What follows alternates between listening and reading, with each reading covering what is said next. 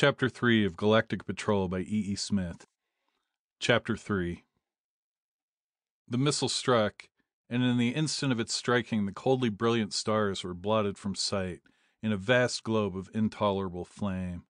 The pirate's shield had failed, and under the cataclysmic force of that horrible detonation the entire nose section of the enemy vessel had flashed into incandescent vapor, and had added itself to the rapidly expanding cloud of fire.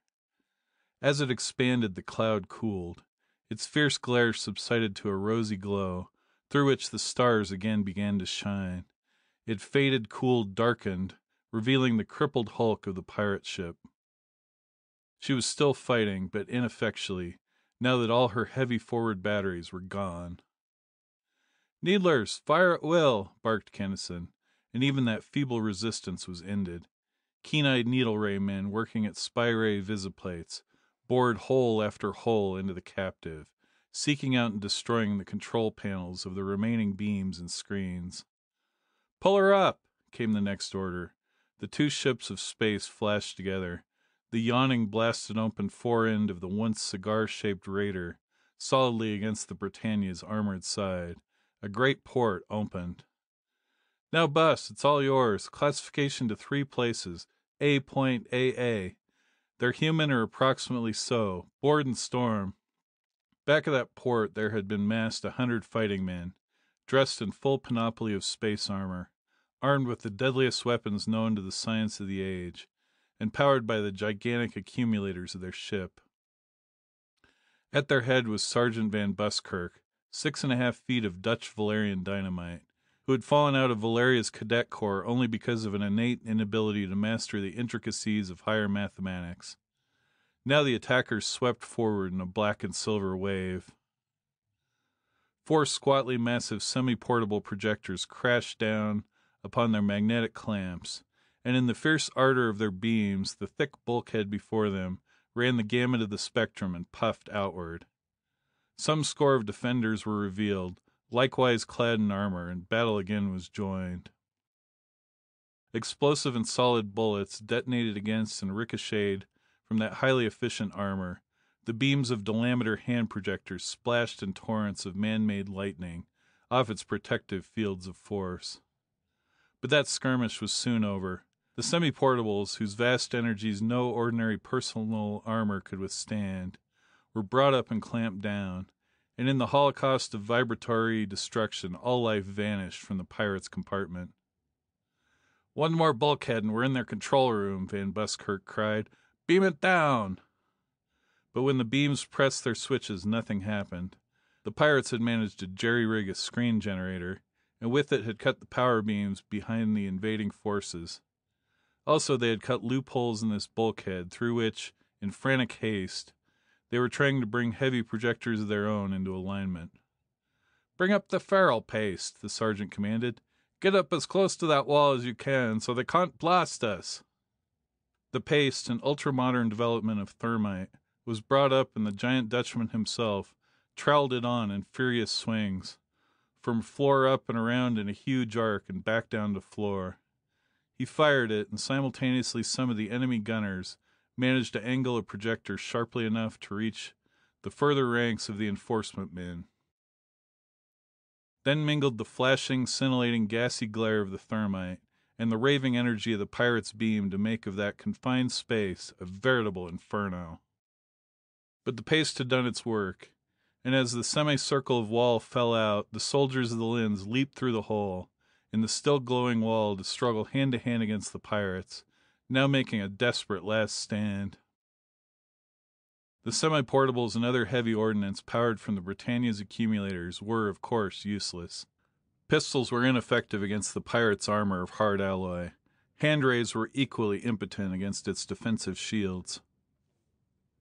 Now heavy hand grenades began to rain down among the combatants, blowing enforcement men and no few pirates to bits.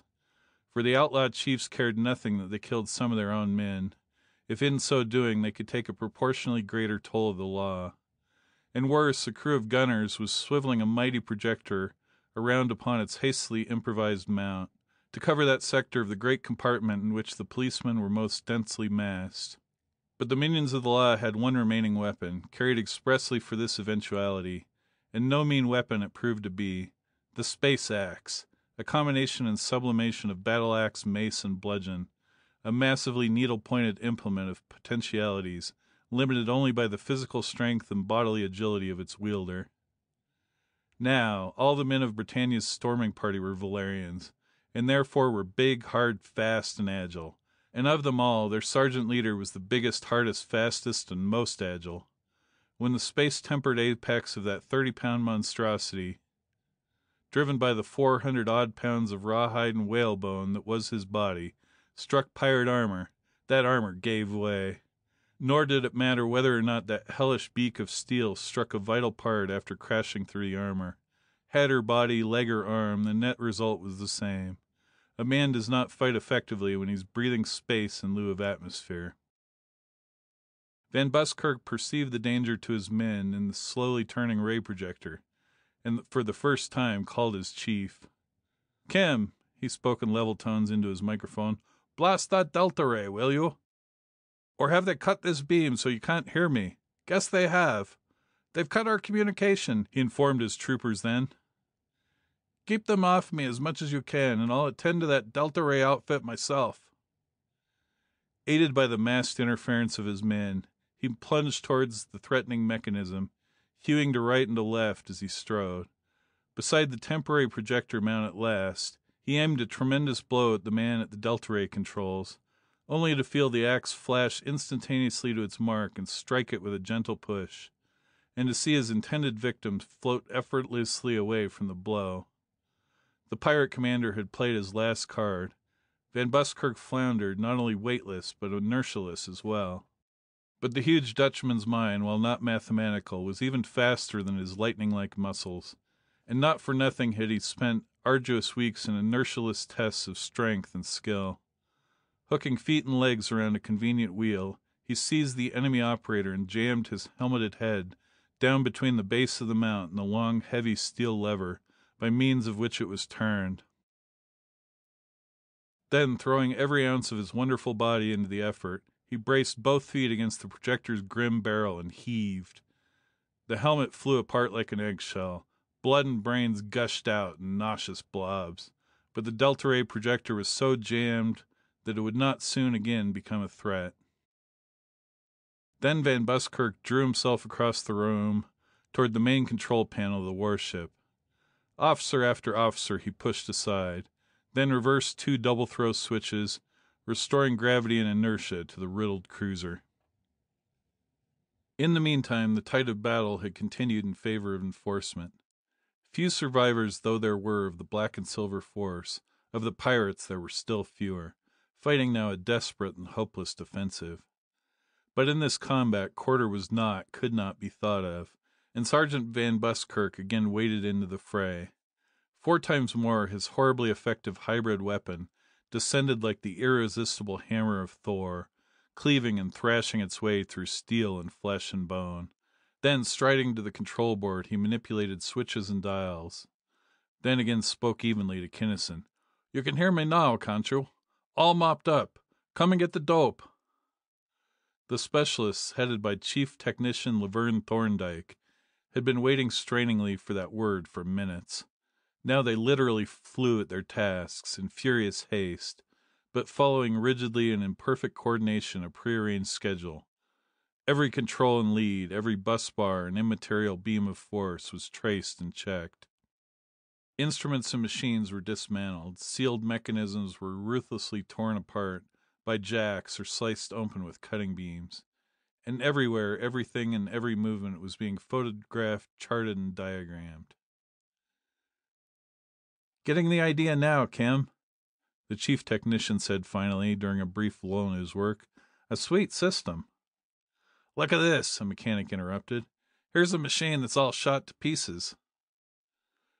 The shielding cover had been torn from a monstrous fabrication of metal, apparently a motor or generator of an exceedingly complex type. The insulation of its coils and windings had fallen away in charred fragments. Its copper had melted down in sluggish viscous streams. "That's what I've been looking for," Thorndyke declared. Check those leads, Alpha. 7394. And the minutely careful study went on until, that's enough. We've got everything we need now. Have you draftsmen and photographers got everything down solid? On the boards. And in the cans, rapped out the two reports as one. Then let's go. And go fast, Kinnison ordered brusquely. I'm afraid that we're going to run out of time as it is. All hands hurried back into the Britannia, paying no attention to the bodies littering the decks. So desperate was the emergency, each man knew, that nothing could be done about the dead, whether friend or foe. Every resource of mechanism, of brain and of brawn, must needs be strained to the utmost if they themselves were not soon to be in similar case. "Can you talk, Nels?" demanded Kinnison of his communications officer, even before the airlock had closed. "No, sir. They're blanketing us plenty," that worthy replied instantly. "Space is so full of static that you couldn't drive a power beam through it, let alone a communicator. Couldn't talk direct anyway. Look where we are." He pointed out in the tank their present location. We couldn't have got much farther away from Earth without jumping the galaxy entirely. Boskoni got a warning, either from that ship back there or from the disturbance. They are undoubtedly concentrating on us now. One of them will spear us with a tractor, just as sure as hell's a man-trap. The fledgling commander rammed both hands into his pockets in thought and black intensity. He must get this data back to base. But how? How? Henderson was already driving the vessel back toward the solar system, with every iota of her inconceivable top speed. But it was out of the question even to hope that she would ever get there. The life of the Britannia was now, he was coldly certain, to be measured in hours, and all too scant measure even of them. For there were hundreds of pirate vessels tearing through the void, forming a gigantic net to cut off her return to base. Fast though she was, one of that barricading horde would certainly manage to clamp a tracer ray upon her, and when that happened her flight was done. Nor could she fight. She had conquered one first-class war vessel of the public enemy, it was true, but at what awful cost her captain knew only too well. The prodigious drain of power had almost emptied her accumulators. Also, and worse, the refractories of her main projectors were burned away practically to the shells. Without vastly heavier bracing fields than the Britannia carried, no substance, however stable, could stand up long under such hellish loads as they had had to handle. The Q-gun was as useless as a fountain pen without full-driven offensive beams. One fresh vessel, similar to the one they had just left, could very easily blast his crippled mount out of space. Nor would there be only one. Within a space of minutes after the attachment of a tracer ray, the enforcement vessel would be surrounded by the cream of Boskoni's fighters. There was apparently only one way out, offering any chance at all of success, and slowly, thoughtfully, and finally grimly, young Vice Commander Kinnison, now and briefly Captain Kinnison, decided to take it. "Everybody open your communicators and listen," he ordered. "We must get this information back to base, and we can't do it in the Britannia. The pirates are bound to catch us, and our chance in another fight is exactly zero. We'll have to abandon ship and take to the lifeboats, in the hope that at least one of us will be able to get through their lines. The technicians and specialists will take all the data they got.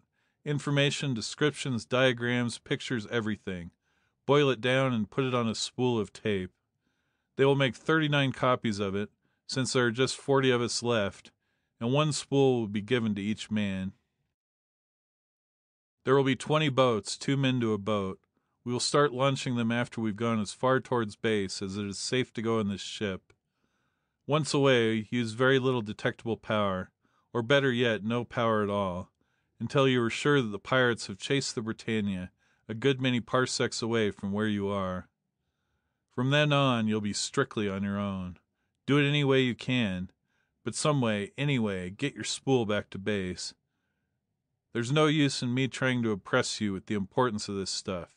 You know what it means as well as I do. Boatmates will be drawn by lot. The quartermaster will write all our names on slips of paper and draw them out of a helmet 2 at a time.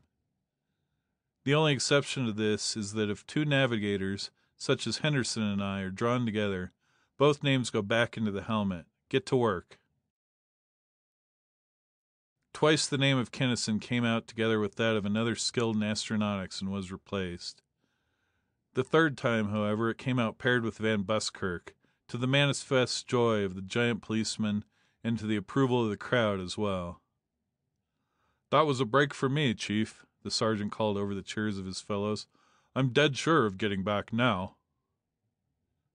"Pretty strong talk, I'm afraid, but I don't know of anyone I'd rather have at my back than you," Kinnison replied, with a boyish grin. The pairings were made. Delameters, spare batteries, and other equipment were checked and tested. The spools of tape were sealed in their corrosion-proof containers and distributed, and Kinnison sat talking with the chief technician. "So they've solved the problem of the really efficient reception and conversion of cosmic radiation." Kinnison whistled softly through his teeth. "And a sun, even a small one, radiates the energy given off by the annihilation of 1 to several million tons of matter per second. Some power." "That's the story, Skip, and it explains completely why their ships have been so much superior to ours. They could have installed faster drives even than the Britannia's. They probably will now that it has become necessary. Also, if the bus bars in that receptor converter had been a few square centimeters larger in cross-section, they could have held their wall shield, even against our duodec bomb. Then what? They had plenty of intake, but not quite enough distribution. They have atomic motors the same as ours, just as big and just as efficient," Kinnison cogitated. "But those motors are all that we have got. While they use them, and at full power too, simply as first-stage exciters for the cosmic energy screens. Blinding blue blazes, what power! Some of us have to get back, Vern. If we don't, Boskonians got the whole galaxy by the tail, and civilization is sunk without a trace." "I'll say so, but also I'll say this for those of us who don't get back. It won't be for lack of trying. Well, I'd better go check up on my boat. If I don't see you again, Kim, old man, clear ether." They shook hands briefly, and Thorndyke strode away. En route, however, he paused beside the quartermaster, and signalled to him to disconnect his communicator. "Clever lad, Allardyce," Thorndyke whispered with a grin. "Kind of loaded the dice a trifle once or twice, didn't you? I don't think anybody but me smelled a rat, though. Certainly neither the skipper nor Henderson did, or you'd have had it to do all over again." "At least one team has got to get through," the quartermaster replied, quietly and obliquely. "And the strongest teams we can muster will find the going none too easy. Any team made up of strength and weakness is a weak team. Captain Kinnison, our only Lensman, is, of course, the best man aboard this buzz buggy. Who would you pick for number 2? Van Buskirk, of course, the same as you did. I wasn't criticizing you, man. I was complimenting you, and thanking you in a roundabout way, for giving me Henderson. He's got plenty of what it takes, too." "It wasn't Buskirk, of course, by any means," the quartermaster rejoined. "It's mighty hard to figure either you or Henderson third, to say nothing of fourth, in any kind of company, however fast, mentally or physically. However, it seemed to me that you fitted in better with the pilot. I could handpick only 2 teams without getting caught at it. You spotted me as it was. But I think that I picked the 2 strongest teams possible. At least one of you will get through, for all the tea there is in China. If none of you 4 can make it, nobody could." "Well, here's hoping, anyway. Thanks again. See you again sometime later, maybe. Clear ether." Chief Pilot Henderson had, a few minutes since, changed the course of the cruiser from right-line flight to fantastic zigzag leaps through space, and now he turned frowningly to Kinnison. "We'd better begin dumping them out pretty soon now, I think," he suggested. "We haven't detected anything yet, but according to the figures it won't be long now, and after they get their traps set we'll run out of time mighty quick." "Right."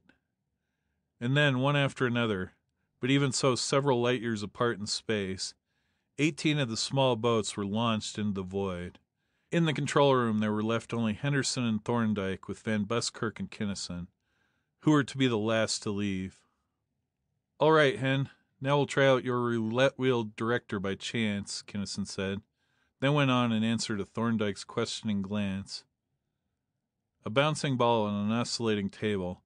Every time the ball caroms off a pin it shifts the course through a fairly large but entirely unpredictable angle. Pure chance. We thought it might cross them up a little. Airline beams were connected from panels to pins, and soon 4 interested spectators looked on, while with no human guidance the Britannia lurched and leaped even more erratically than she had done under Henderson's direction. Now, however, the ever-changing vectors of its course were as unexpected and surprising to her passengers as to any possible external observer. One more lifeboat left the enforcement vessel, and only the Lensman and his giant aide remained. While they were waiting the required few minutes before their own departure, Kinnison spoke. "Bus, there's one more thing we ought to do, and I've just figured out how to do it. We don't want this ship to fall into the pirates' hands intact, as there's a lot of stuff in her that would probably be as new to them as it was to us. They know that we've got the best of that ship of theirs, but they don't know what we did or how we did it. On the other hand, we want her to drive on as long as possible after we leave her. The farther away from us she gets, the better our chance of making our getaway. We should have something that will touch off those duodeck torpedoes we have left, all 7 of them at once, at the first touch of a spy beam, both to keep them from studying her and to do a little damage if possible. They'll go inert and pull her up close as soon as they get a tracer on her. Of course, we can't do it by stopping the spy ray altogether with the spy screen, but I think I can establish an R7 TX7M field outside our regular screens that will interfere with the TX7 just enough, say 0.1%, to actuate a relay in the field supporting beam. 0.1% of 1 milliwatt is 1 microwatt, isn't it? Not much power, I'd say, but that's a little out of my line. You can do it, and do it before we run out of time, or you wouldn't have suggested it. Go ahead, I'll observe while you're busy."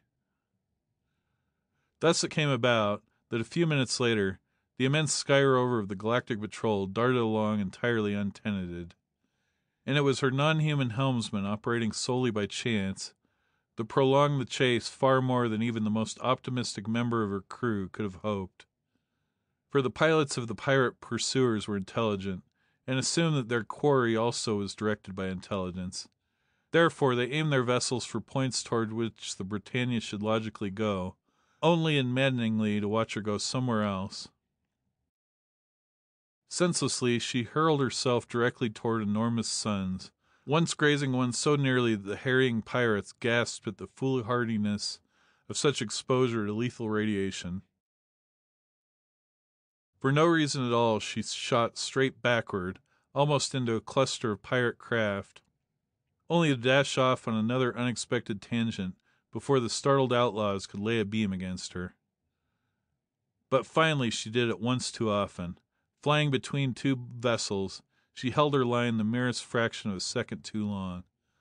2 tractors lashed out, and the 3 vessels flashed together, zone to zone to zone. Then instantly the 2 pirate ships became inert, to anchor in space their wildly fleeing prey. Then spy beams licked out, to explore the Britannia's interior. At the touch of those beams, light and delicate as they were, the relay clicked and the torpedoes let go. Those frightful shells were so designed and so charged that one of them could demolish any inert structure known to man. What of 7? There was an explosion to stagger the imagination, and which must be left to the imagination, since no words in any language of the galaxy can describe it adequately. The Britannia, literally blown to bits, partially fused and even partially volatilized by the inconceivable fury of the outburst, was hurled in all directions in streamers, droplets, chunks, and masses, each component part urged away from the center of pressure by the ragingly compressed gases of detonation. Furthermore, each component was now, of course, inert, and therefore capable of giving up its full measure of kinetic energy to any inert object with which it should come in contact. One mass of wreckage so fiercely sped that its victim had time neither to dodge nor become inertialess, crashed full against the side of the nearer attacker. Meteorite screens flared brilliantly violent and went down. The full-driven wall shield held, but so terrific was the concussion that what few of the crew were not killed outright would take no interest in current events for many hours to come. The other, slightly more distant attacker was more fortunate. Her commander had had time to render her inertialess, and as she rode lightly away ahead of the outermost, most tenuous fringe of vapor, he reported succinctly to his headquarters all that had transpired. There was a brief interlude of silence. Then a speaker gave tongue. "Helmuth, speaking for Boskoni," snapped from it. "Your report is neither complete nor conclusive. Find, study, photograph, and bring into headquarters every fragment and particle pertaining to the wreckage, paying particular attention to all bodies or portions thereof." "Helmuth, speaking for Boskoni," roared from the General Wave unscrambler. "Commanders of all vessels, of every class and tonnage, upon whatever mission bound, attention! The vessel referred to in our previous message has been destroyed, but it is feared that some or all of her personnel were allowed to escape. Every unit of that personnel must be killed before he has opportunity to communicate with any patrol base. Therefore, cancel your present orders, whatever they may be, and proceed at maximum blast to the region previously designated. Scour that entire volume of space. Beam out of existence every vessel whose papers do not account unquestionably for every intelligent being aboard. Investigate every possible avenue of escape. More detailed orders will be given each of you upon your nearer approach to the neighborhood under search." End of chapter 3.